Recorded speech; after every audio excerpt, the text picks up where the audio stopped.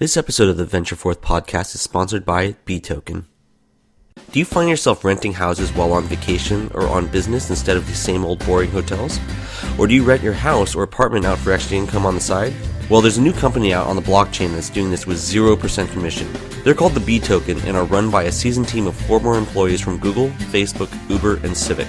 Btoken is reimagining the home sharing economy by building Bnest and the B protocols on the Ethereum blockchain. Presale starts January 2nd and the ICO begins January 31st. Visit www.btoken.com for more information. That's www.beetoken.com. Hello and welcome to the VentureForth podcast. I'm your host, Joe Mahavutivani. We'll be chatting with some of the most interesting founders, startups, and VCs about the experiences that led them to where they are today, what they're currently working on, as well as the journey ahead of them.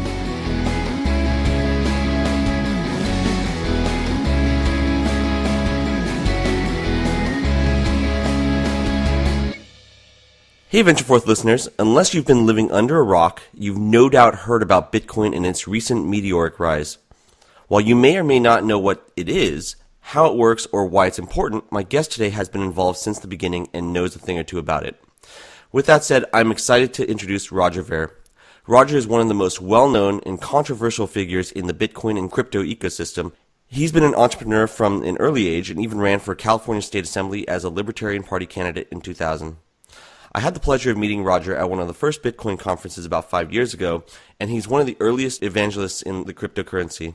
He's also the first investor in other Bitcoin startups, including Bitinstant, Ripple, Bitpay, and Kraken.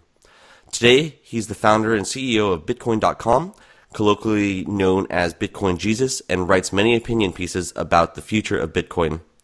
Bitcoin, ICOs, and the future of crypto are by far the hottest topics today, so I'm extremely excited to welcome Roger Ver, dialing in all the way from St. Kitts to the podcast. Thanks for having me on. Awesome. So I've got loads and loads of questions, and many of them contributed from listeners and members of the Bitcoin community. Obviously, we won't have time to cover everything in our short conversation, but I'll do my best. So I'd love to start out with your background and a journey from the early days coming up in San Jose, how you got involved in Bitcoin, and I'd love to know where the name Bitcoin Jesus came about. So I was born, raised right in the heart of Silicon Valley. Been playing with computers since as early of an age as I can remember. I don't know, maybe second grade or something like that. I actually ran one of the more popular bulletin board systems in Silicon Valley back in the early 90s as well. Back for those of us that are old enough to remember, bulletin boards were kind of a precursor to the internet, where lots of people would dial up to other local computers and you could exchange emails, but only one person could be logged on at a time, or maybe two or three if you had two or three phone lines set up for the bulletin board system. But anyhow, did that. My hobby had been studying economics as well. And if you stop and think about it for a moment, Bitcoin is basically a convergence of those two things, computer science and economics. So I had the exact right background to appreciate just how important and how big of a deal Bitcoin was going to become for society. And I had my own tech company selling computer hardware in Silicon Valley that allowed me to have enough capital before the invention of Bitcoin that I actually had some economic resources that I was able to deploy to investing in Bitcoin startups and buying Bitcoin directly and promoting this positive world-changing technology back before much of the world was paying any attention at all. So that was in February of 2011 is when I got involved. And here we are today. It's this world-changing technology with more news coverage and media coverage than anybody could even possibly hope to keep up with. So it's been a pretty fun ride for the last 7 years. I'm a relative newbie myself, as many people are, and I feel like I've maybe been exposed more than most. So can you briefly explain what Bitcoin is and how it works, why it's important, and how it's different than regular government-backed money, otherwise known as fiat? Sure. So the pitch or the speech that I've been giving about Bitcoin for the last 7 years has been that it allows you to send and receive any amount of money with anyone else anywhere in the world instantly, basically for free. And you don't need permission from a bank or government or anybody else to do it. And it's impossible for anybody, including governments, to block your payments or freeze your account. And something like that has never, ever, ever existed before in the history of the world. And that same speech today completely still applies to Bitcoin Cash. Parts of that speech are no longer true in regards to Bitcoin Core. So I'm sure we'll dive deeper into the politics a little bit later. But on August 1st, Bitcoin split into two versions of Bitcoin. There's now Bitcoin Core and Bitcoin Cash. But why? How is that possible? Is the question. How why can't PayPal do that? Why can't Visa do that? Well, the difference is that with Bitcoin and the invention of this thing that everyone keeps hearing about is the blockchain. Well, all a blockchain is a fancy way of saying that you have this distributed ledger where normally with PayPal or Visa or Bank of America, they have a copy of a ledger that keeps track of how much money each person has in each account. But that ledger is maybe on, one or two computers that they have in their data center or at their headquarters somewhere. So at any point, the FBI or IRS or whoever else can come waltzing into their office and say, okay, freeze this person's account or undo this transaction or undo that transaction or freeze everybody's account for that matter. We saw that happen with a great service called eGold in the past. And so with Bitcoin, instead of that ledger being on one place and one server controlled by one company, it's on tens or hundreds of thousands of computers around the world in dozens of different countries around the world. And so in order to stop Bitcoin, you'd have to have these people go to all of these computers all over the world that are running the Bitcoin software and doing the Bitcoin mining and turn off all of them all at the same time and keep them turned off. So essentially, you'd have to turn off the entire internet in the entire world and keep it turned off. And that's pretty clearly not a solution in this day and age. So that's what's so exciting about Bitcoin is that it's what's called a distributed technology. There's no headquarters. Even though I'm the CEO of Bitcoin.com, Bitcoin.com is not the official website for Bitcoin. There is no official website for Bitcoin. There is no CEO of Bitcoin. There's no central controlling entity of Bitcoin. And even if all of Bitcoin.com were to be taken offline tomorrow and I got tossed in jail, Bitcoin would keep right on going and it wouldn't really skip a beat at all. So it's a really, really exciting technology from that perspective that it can't be stopped, and nothing like that's ever existed before in the history of the world. So if you're in favor of people having more control over their own finances and their own money, then you should definitely be a fan of Bitcoin. So you're one of the only people I know who actually spends Bitcoin like money and have been doing so for as long as I remember. As someone who lives in, sort of this privileged bubble that is Silicon Valley, I frankly don't know anybody who is actually spending it. Instead, everyone's sort of using it as a store of value. Do you believe this is the case everywhere? No, that's definitely not the case everywhere. So we have a team of somewhere around 70 people on the payroll at Bitcoin.com now. We pay all of them in Bitcoin. And, I set up BitcoinStore.com in 2012, which was the first major website to start accepting Bitcoin as payments. And just ask BitPay. People are using Bitcoin for payments like crazy, although now they're starting to use Bitcoin Cash rather than Bitcoin Core because, we can dive into the details there later. So at this point, when you hear me referring to Bitcoin, just assume that I'm referring to Bitcoin Cash. But I think if you're just simply trying to use it as a store of value and nothing else, I think you're missing the point. The only way anything can become a store of value is if it has some secondary use case. And if it doesn't have any secondary use case other than being a store of value, it won't continue to be used as a store of value. So just like with dollars, people use them as a store of value because you can spend them everywhere and they're useful all over the place. With gold, they use that as a store of value because you can make electronics out of it. You can make jewelry out of it. You can, use your dental fillings with gold. So it has all these other use cases as well. And if it didn't have those secondary use cases, gold wouldn't be a store of value either. People use, real estate or homes as a store of value. Well, guess what? You can live in it while it's being your store of value. So it has this secondary use case in the form of being able to live in it. So if people try to morph Bitcoin into being only a store of value without any other use case, mainly a medium of exchange or being useful as a currency, you're going to destroy its usefulness as a store of value as well. And that's why I've been a bit of a lightning rod in regards to this Bitcoin scaling debate, but it should be worth noting that I'm advocating for the exact same version of Bitcoin. That's the one that I got involved with back in 2011. It's still the one that's described on the Bitcoin.org website on the front page there with a fast, low-cost transactions worldwide. That's not true of Bitcoin Core, but that's still very clearly true of Bitcoin Cash.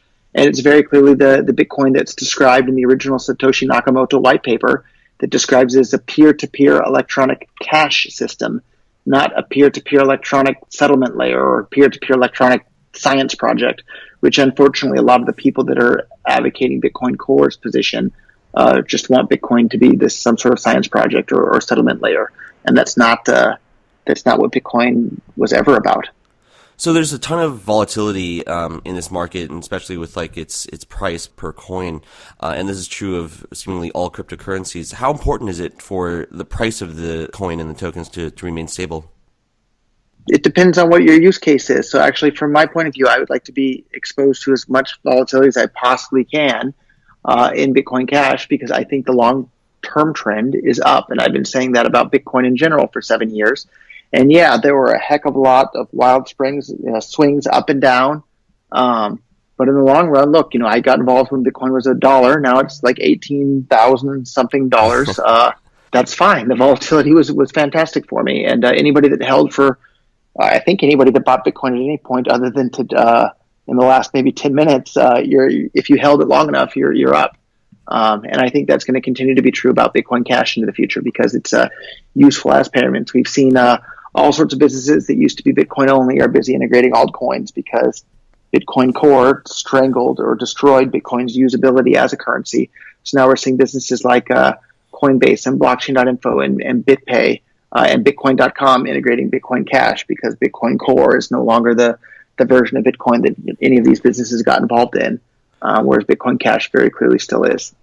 So I want to dig into that a little bit and sort of understand the differences between Bitcoin Cash and Bitcoin Core. And so, you really are, I guess, have transitioned into evangelizing Bitcoin Cash. What is the difference? So from a user's perspective that doesn't know anything about the underlying technology, the difference is that if I wanted to send you Bitcoin Core coins, it would cost maybe $30 or $40 or $50 in fees for me to do that. And it would take hours, days, or maybe even weeks for you to actually even receive the money. Whereas if I wanted to use Bitcoin Cash to send you the money, it would cost about a third of a penny, and you would receive the money essentially instantly, and it would be confirmed in the very next block, which is exactly how Bitcoin used to work for about the first 5 years I was involved in Bitcoin.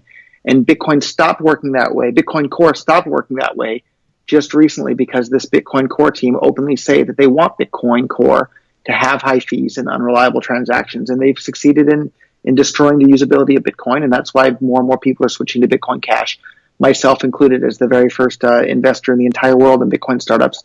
I've sold the majority of my Bitcoin Core coins to buy more Bitcoin Cash coins because it's clear to me if one version of Bitcoin is slow, expensive to use, and unreliable, and another one's fast, cheap, and reliable, you don't have to be a Bitcoin Core developer to figure out which one of those versions of Bitcoin is going to be more useful to people.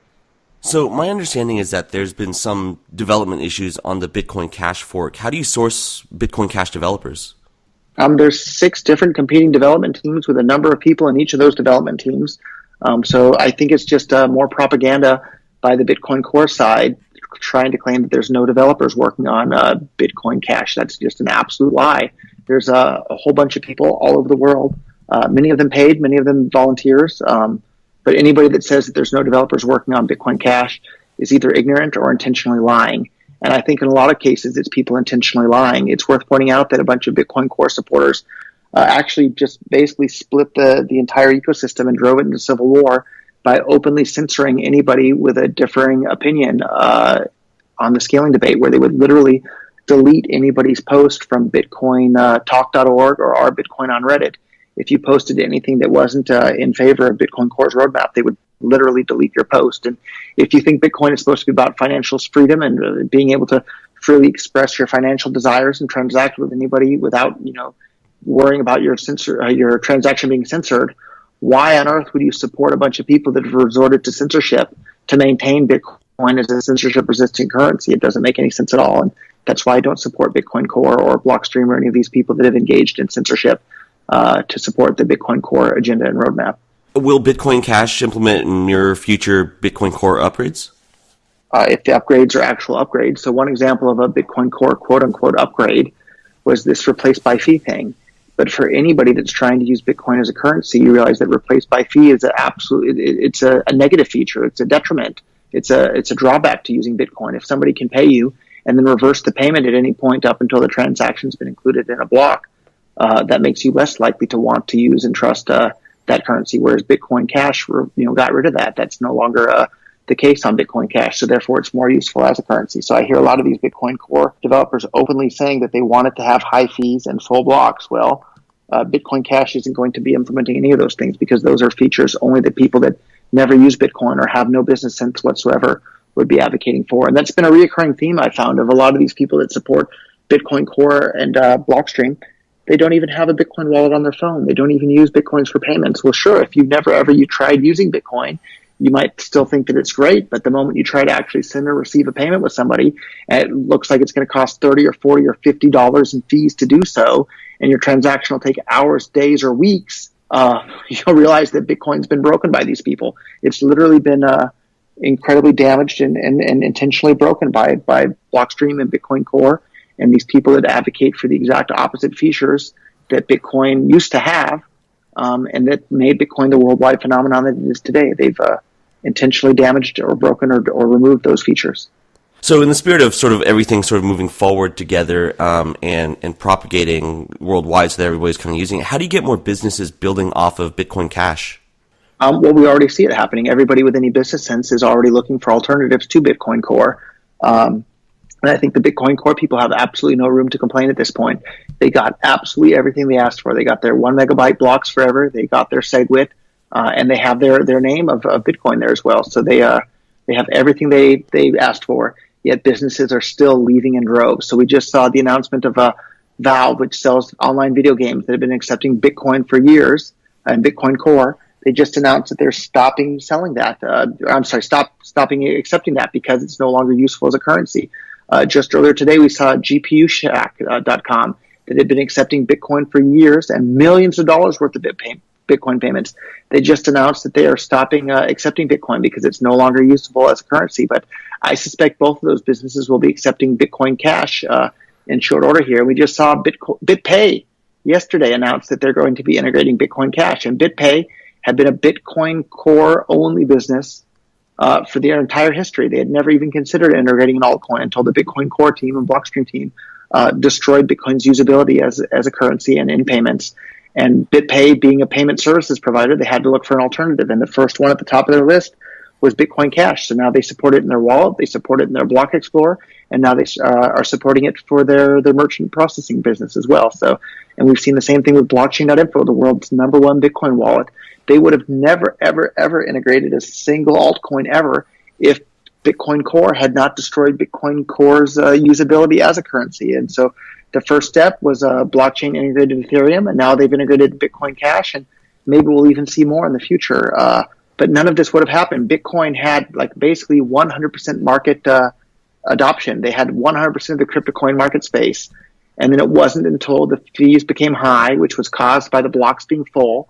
And the full blocks, not only did they cause high fees, they also cause unreliable transactions. So when Bitcoin Core got their way of full blocks and the high fees and unreliable transactions that they caused, businesses started looking for alternatives. And that's why we've seen this amazing adoption of alternatives. And it's really, really frustrating for me as a large Bitcoin holder and the first person in the world to start investing in the businesses to make this ecosystem. Bitcoin Core won the propaganda war, but they certainly won't win.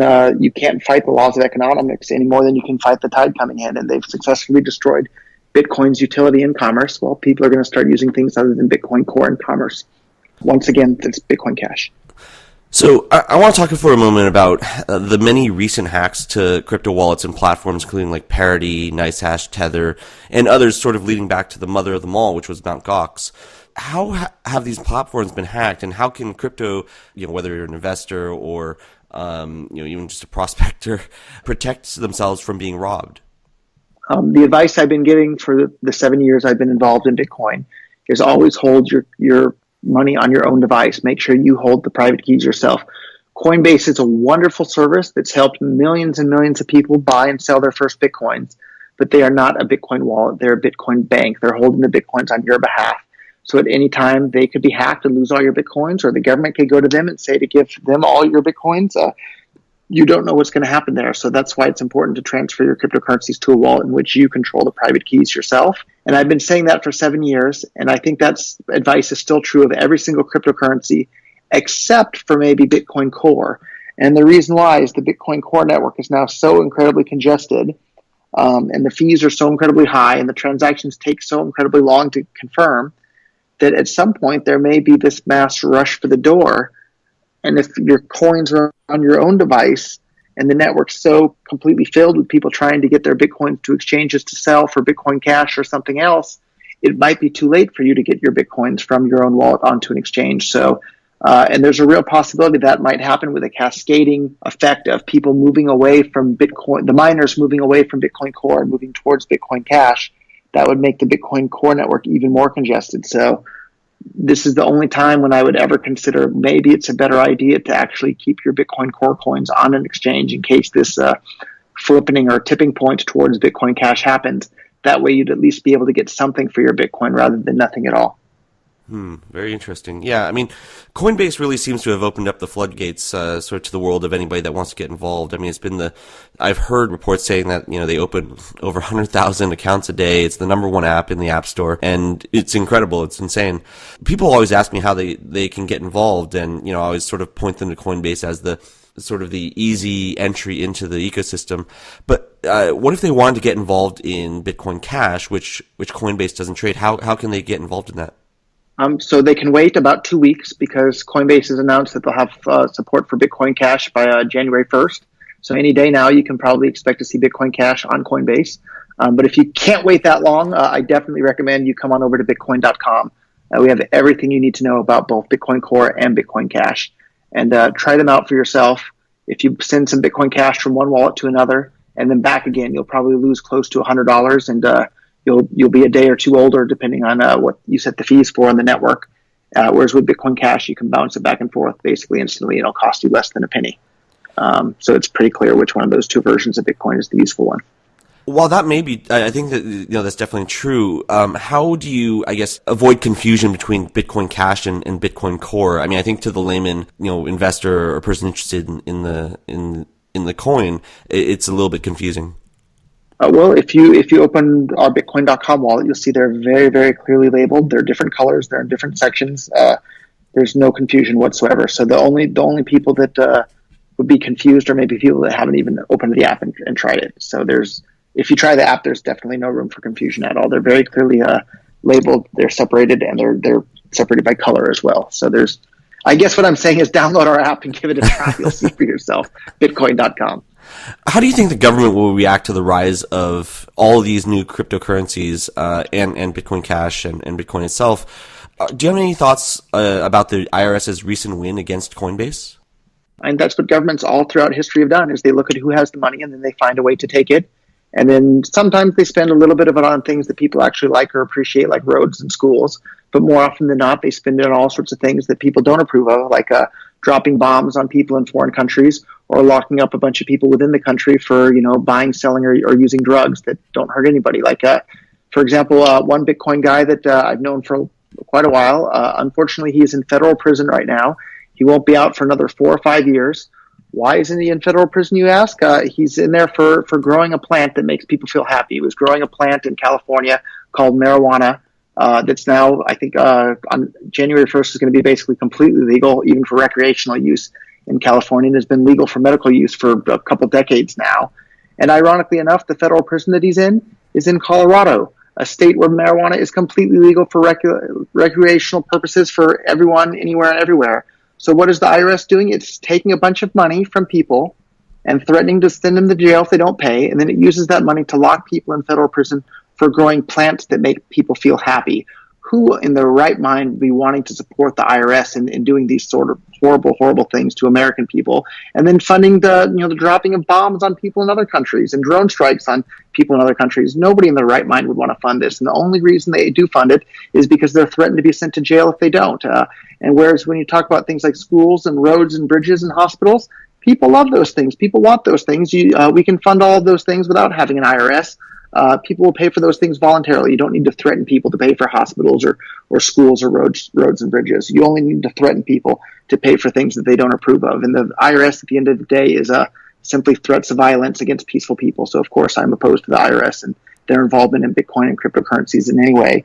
And that's actually what attracted me to Bitcoin to begin with, is that it's a form of money that can't be shut down or stopped or controlled. They can throw lots of individual people in jail, just like they do for people for growing plants that make people feel happy.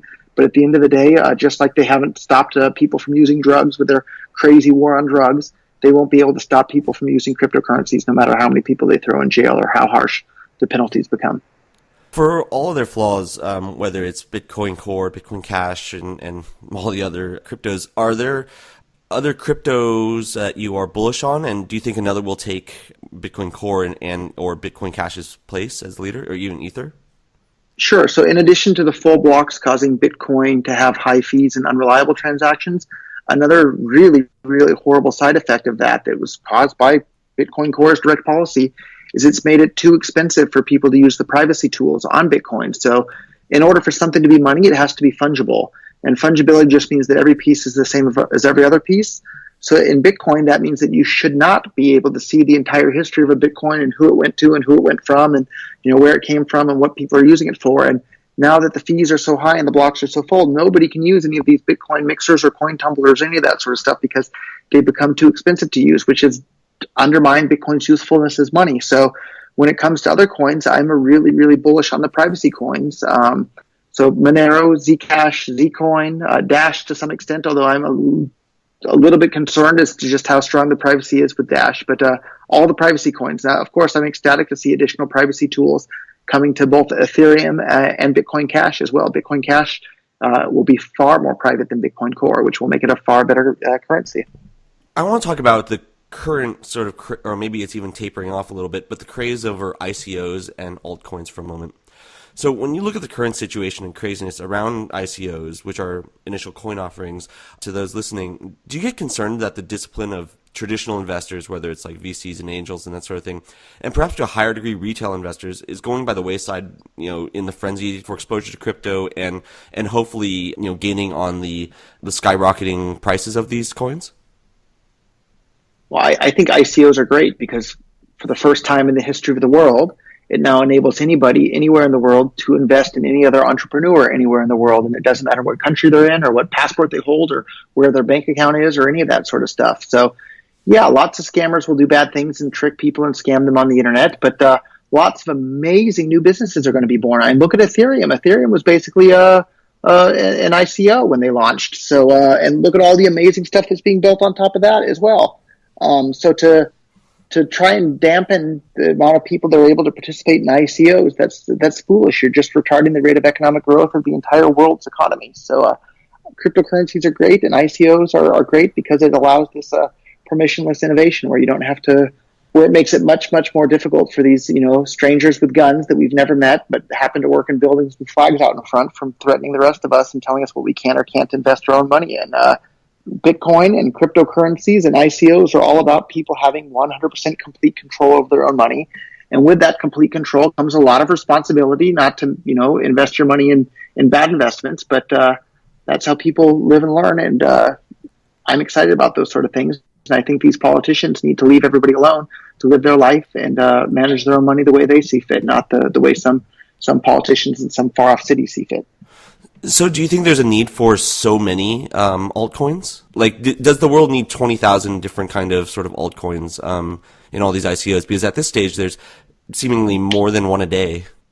Yeah, I guess it's not really my place to say. At the end of the day, the market will decide which altcoins or which ICOs they find valuable and useful, and people will put their money in those, and the ones that don't will kind of fizzle out. But I think it's a great thing that we have, lots of different choices in deodorant or soft drinks or tennis shoes or cars or or computers, or take your pick. The more choices people have, the better off they are. So that's a good thing, and I don't have any problem with that whatsoever. Where will Bitcoin Cash and Bitcoin Core and just sort of the crypto ecosystem be in 5 or 10 years, or maybe that's even too long to try to look out at? The short answer is I don't know. The next answer is that I would guess that the coins that provide the most utility and that are scarce will have the biggest market cap, because the only reason anything has any value or any price in the market is if it's useful and if it's scarce. And Bitcoin Core and Bitcoin Cash are both equally scarce, but Bitcoin Core has this big giant, they managed to get the original ecosystem or network to follow along with it. But Bitcoin Cash is, catching up in a hurricane of development there. And I don't think it'll be too much longer before Bitcoin Cash has a bigger network and is more useful on-chain as well. I think we're going to see Bitcoin Cash surpass Bitcoin Core in the not too distant future. And I don't think it's going to take 5 or 10 years to do that. I think we're looking at 1 or 2 years for that to happen. And all these other altcoins, if something even better than Bitcoin Cash comes along, well, guess what? People are going to use that.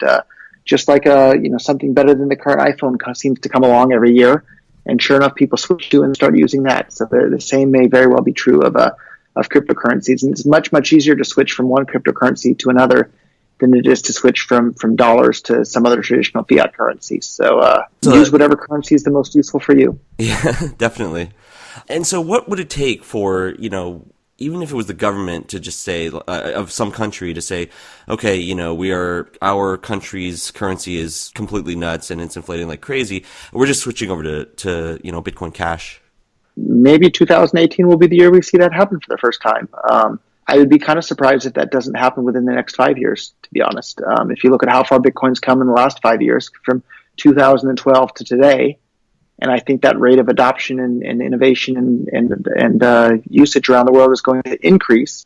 So if we went from not many people at all using Bitcoin in 2012, and the low in 2012 was just a little bit, right around $2 a Bitcoin, and here we are, knocking on the $20,000 door. Where is it going to be in 5 years from now? I think it would be surprising if there weren't countries using some form of cryptocurrency as their national currency in 5 years from now.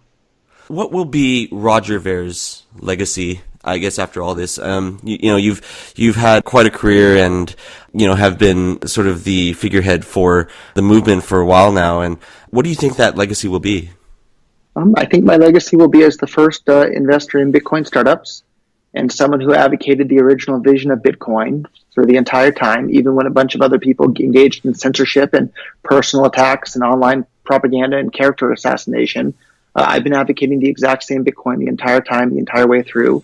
And the reason I've been advocating that is because I want to see every single human being on the planet be able to transact with every other human being on the planet instantly, basically for free, and without being able to be censored by governments or corporations or anybody else. And that's the promise of Bitcoin Cash. That's no longer the promise of Bitcoin Core. And if the Bitcoin Core people hate me for that, they can hate all day long. I'm here to spread the truth, not to be popular. Awesome. That's fantastic. Thank you so much. Yeah, I'd like to kind of transition into our quickfire round now. So, these are sort of the short question and answer round, but I'd like to start off by asking, what is your favorite book? My favorite book, I guess I'll choose two, one nonfiction and one fiction book, if you don't mind. Oh, absolutely. And I think for nonfiction, my favorite book is probably The Ethics of Liberty by Murray Rothbard. And it will really change the way you see the world. And he just lays things out so clearly with, step by step with this irrefutable logic and consistency. And so I guess I really recommend that anybody read The Ethics of Liberty by Murray Rothbard. For nonfiction, I suppose I would have to say Cryptonomicron. And for anybody who hasn't read Cryptonomicron by Neil Stephenson, and I had a fantastic honor of getting to set up Neil Stephenson with his first Bitcoin wallet and giving him his first Bitcoin a few years back. So that was a real honor. But Cryptonomicron is an incredibly exciting book where there's this online digital cash to allow different files around the world to have their own little communities where they can interact with each other using their own currencies outside of the reach of these politicians and governments that normally want to control people. And it's an incredibly exciting book. And it's been I hate to admit it, but coming up on 20 years since I read the book. It's probably at least 15 years since I read that book. And anyhow, it's a fantastic and enthralling book as well. So I guess those are probably my two favorite books. What do you collect, if anything, and why? What do I collect? Previously, I collected, like lots of other Bitcoiners, I collected Magic the Gathering cards. Yeah. But they also had a utility. I could play this incredibly deep, fascinating, strategic game with them. It was incredibly fun. And I even actually played in the Magic the Gathering Pro Tour back in the day, which was a lot of fun. So I used to collect Magic the Gathering cards. I've been too busy with Bitcoin to do that any longer. And then, believe it or not, I actually used to, I don't know if collect is the right word, but I definitely had a bunch of Beanie Babies. And the reason I had them is because I could buy them for less and sell them for more. And they were collectible. And I sold a lot of Beanie Babies, but at the end of the day, the Beanie Baby craze went pop. And I was left over with a big giant closet full of Beanie Babies that I hadn't sold yet and were unused inventory, which I wound up just donating for free to a school so all the school kids could have their little Beanie Babies. But those are two of the things that I've collected in the past. What has been your favorite Bitcoin startup that you've invested in? The most successful one has been blockchain.info for sure. I think the one that I'm having the most fun with now is bitcoin.com, the domain name itself, that after the people at OKCoin literally forged my signature onto a fake contract and did everything they could to renege. And you can find a bunch of previous employees of OKCoin that have basically said that the management there are a bunch of liars and doing shady stuff. So I would caution anybody away from using OKCoin. But anyhow, after they reneged on their contract with me to rent the domain name, I started running it as a business myself. So I've really been enjoying building Bitcoin.com into one of the most notable brands in the ecosystem today. And sometime this coming week, we'll be a top 1,000 website in the United States, and we'll be a top 1,000 website in the world at some point next year, I'm sure, as well. So it's really fun. And we just crossed 1 million wallet users a couple of days ago, and we're coming up literally I think 3, maybe 4 days ago, and we're almost up to 1.1 million wallet users now. And we just launched that wallet maybe 3 or 4 months ago now too. So it's been incredible just to see how quickly people are starting to use our services and read our news and participate on our forums. So that's my favorite one at the moment. What apps can you not live without? Believe it or not, my favorite app, other than Bitcoin-related apps, and I might even use it or find it more useful than a lot of the Bitcoin apps, or maybe all of the Bitcoin apps, is I have an app called Sleep Cycle, and it keeps track of how long I sleep each night. And it's fantastic. And I know that if I woke up too early or went to bed too late, and I can really feel the difference in the day. If I don't get enough sleep, I know when I woke up in the morning, oh, I didn't get enough sleep last night. I'm not going to feel so well today. I should try and find time for a nap if possible. And I've been using this app for a long, long time. And I absolutely love the app. It's fantastic. And you really get to know your own body's rhythm as to when you need to sleep and when you don't. And you can be much more effective throughout your day if you do have enough rest and you have more motivation and drive and energy to get things done throughout the day if you get enough rest. So I really love that Sleep Cycle app. Price prediction for Bitcoin and or Bitcoin Cash through 2018. I guess my prediction for the end of 2019, so 2 years out, I think Bitcoin Cash will be more expensive than Bitcoin Core. And it certainly might happen sooner than 2019, 2 years out. But I would be very, very surprised if Bitcoin Cash is not more expensive than Bitcoin Core within the next 2 years. And it might even happen, as soon as within the next 2 months. It's really hard to say exactly how soon that'll happen. But I would be really, really, really surprised if that doesn't happen. And I think Bitcoin Cash at that point will be more than $20,000 when that happens. Oh, wow. So I think I may know the answer to this now, but if I have $1,000 to invest in anything, what would you recommend? And by the way, I think it'd be fun to check in about 6 months to see how the investment is done, and I'll make the bet. Okay. So unlike lots of people that support Bitcoin Core, they would advise, don't ever buy anything other than Bitcoin Core. It's a scam. But the honest truth of the matter is don't put all your eggs in one basket. A couple of years ago, Bitcoin had basically 100% market share. So yeah, at that point, if you're going to invest in cryptocurrencies, put 100% of it in Bitcoin. But today we have, Ethereum and Monero and Dash, and of course Bitcoin Cash and Zcash and Zcoin, and the list goes on and on and on. Don't put all your money in one basket. So I would buy some Bitcoin Cash, of course, some Ethereum, some Monero, all of the ones that I just mentioned, and I would even buy some Bitcoin Core because you never know what's going to happen and what the future brings. So don't put all your eggs in one basket. But I would think the top two that you should probably put your money in is Bitcoin Cash and then Ethereum. Both of those far, far, far ahead of Bitcoin Core, because all you need to do to realize that Bitcoin Core isn't useful anymore is to try sending or receiving it. And you realize that the user experience is absolutely atrocious. And anybody that tries using it will be like, why would I ever use this ever again? This is horrible. I will make the bet. And finally, are you Satoshi Nakamoto? So no, I've been asked that a lot of times. I'm definitely not Satoshi Nakamoto. But there was one time one reporter phrased it in such a way that I thought, oh, that isn't such an outrageous claim. So the way he asked me, he said, well, I know you've been a libertarian for a long, long time, and you don't want governments to be able to control money. And he said, and I realize that you were already wealthy before the invention of Bitcoin. So did you fund a team to build a distributed money that couldn't be stopped and controlled by governments? And did I fund with my own money the creation of Bitcoin? And I wish I could say that was true, but no, it's not. But at least that was a plausible theory, because I'd read about the idea of this online anonymous digital cash back in the late 90s in science fiction books.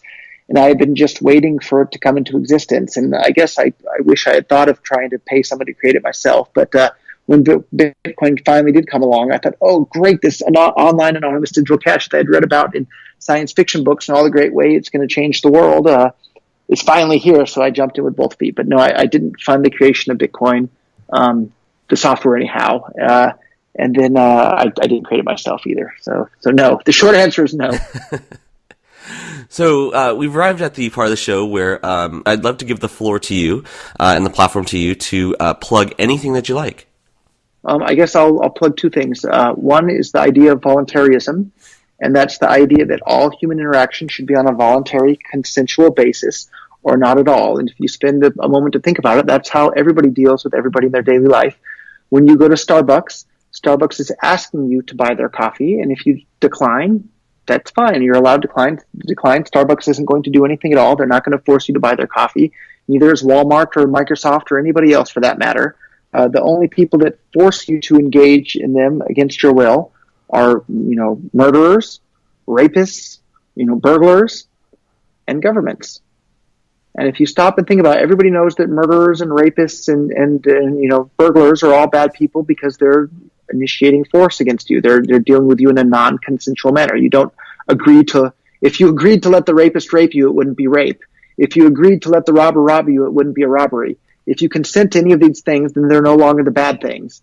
The only thing in society that people seem to not stop and think about is governments. Governments tell you have to pay them money to participate in their retirement program, or you have to pay them money to fund their wars, or even if you have to pay them money to build their schools or hospitals or roads, if you don't consent, they will hurt you. They will send you to jail against your will. And if it's wrong for individuals that we would normally call robbers or murderers or rapists to deal with people against their will, it's just as wrong when people put on a fancy uniform and work in a building with a flag out in front to do those exact same things.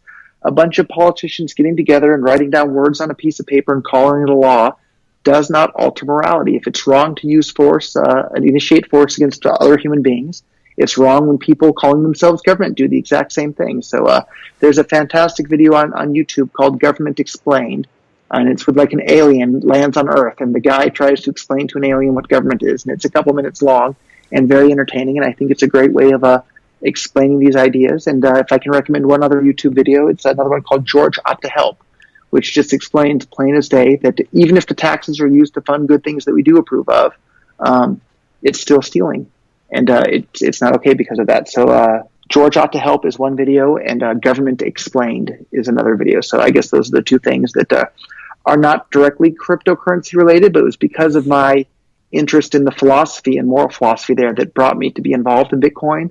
And now I get emails from people almost every day around the world that they say because they got involved in Bitcoin, they heard about these ideas of voluntarism, and they've now considered themselves a voluntarist or a free market advocate, which is just music to my ears. So I'm using Bitcoin to spread economic liberty and human freedom all over the world. And people are waking up to the ideas that you shouldn't use violence or threats of violence against peaceful people. And by definition, that's what governments do. And we don't need them. And I think people are going to see pretty quickly that turns out we don't need governments any more than we needed Santa Claus to bring us Christmas presents on Christmas. Wonderful. Thank you so much for that. Roger, I'd like to thank you for sharing your story. For better or for worse, the cryptocurrency phenomenon is exploding, and I'm looking forward to seeing how things pan out, as well as helping to build the blockchain ecosystem myself.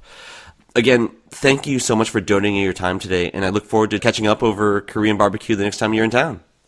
I would love it. And that same particular Korean barbecue restaurant now accepts Bitcoin Cash. So see you there. And which restaurant is that for the listeners? Yeah, we'll tell everybody. If you're in Silicon Valley, in Santa Clara, on Kylie near Benton, there's a Korea Spring Barbecue. The name is Korean Spring Barbecue. And they accept Bitcoin Core, but nobody pays with that anymore.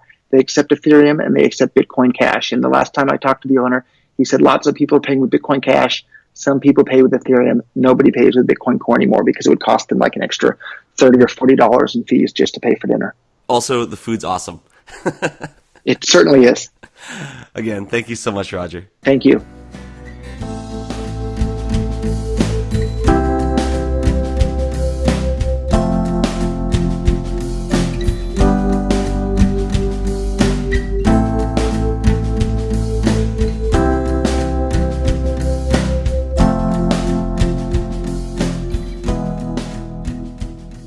If you enjoyed today's show, please subscribe to the VentureForth podcast on iTunes, Google Play Music, Stitcher, or SoundCloud.